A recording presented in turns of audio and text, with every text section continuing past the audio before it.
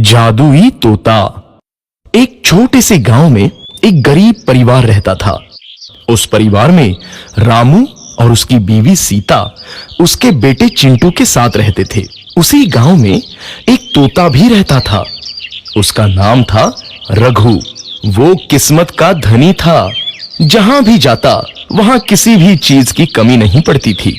एक दिन रघु उड़ते उड़ते उस गरीब परिवार के घर गया। रघु सोचता है, अरे वाह, लगता है यहाँ आज बहुत अच्छा खाना मिलेगा। मैं पेट भर के खाऊंगा। वो एक कटोरी में रखे अमरूद देखता है। अरे वाह, अमरूद, मुझे तो ये बहुत पसंद है। मैं तो इसे पेट भर के खाऊंगा। रघु तोता अमरूद खाने ही लगता है।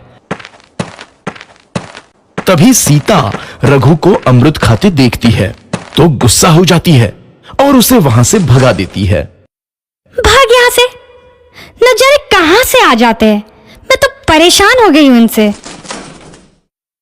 सीता के भगाने के बाद रघु चुपचाप से एक कोने में रहता है। धीरे धीरे उस परिवार की बरकत होने लगती है।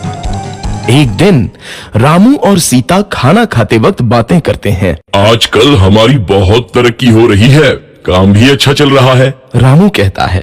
इस पर सीता कहती है, सच कहा, भगवान हमेशा ऐसे ही हम पर मेहरबान रहे।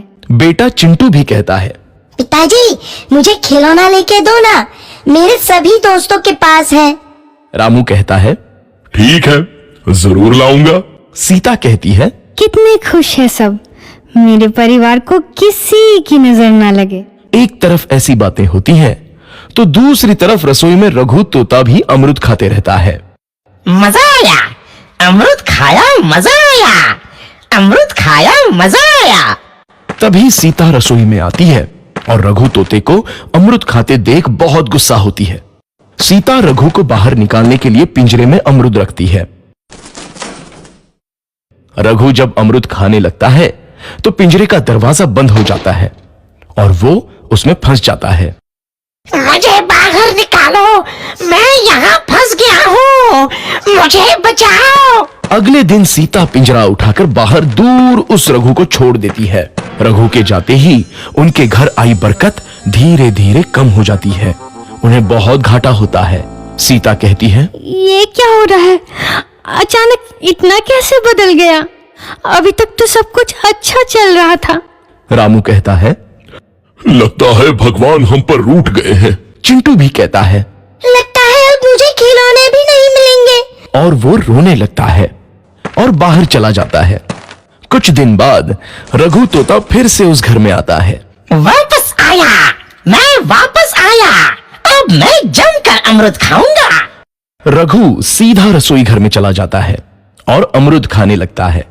कुछ देर बाद सीता रसोई में आती है और रघु को देख कहती है, एक तो घर में पहले से इतनी दिक्कत चल रही है और ऊपर से ये तोता मुझे और परेशान कर रहा है।